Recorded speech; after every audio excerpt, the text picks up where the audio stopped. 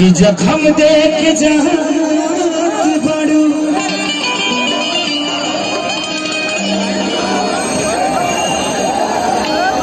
रूप पगलैबू का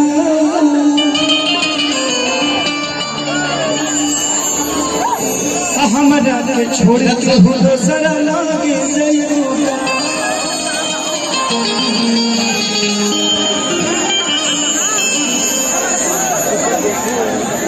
कि तोहर सपना दे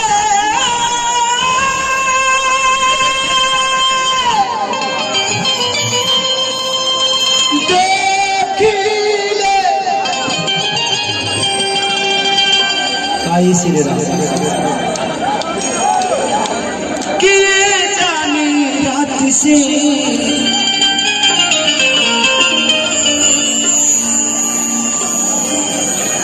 कि दिल चोरी करके करे खातिर आइलू गुजरात से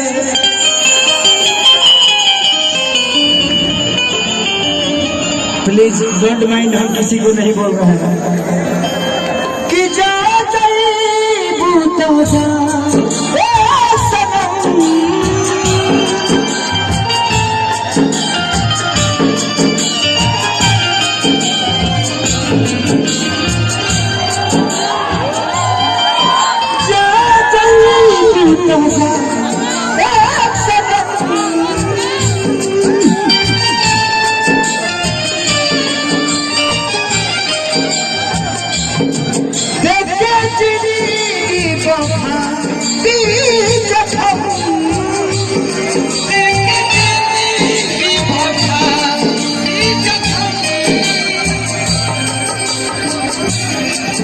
जनी सोचा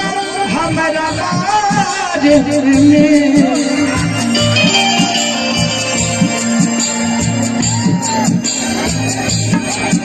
अगर पैसा से दिल खरीदाई करे सनी भैया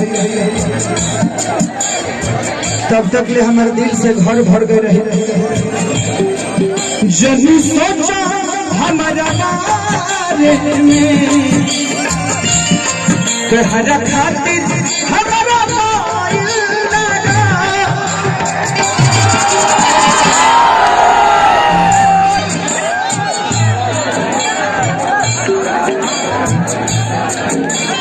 प्यार कान्हे बड़ा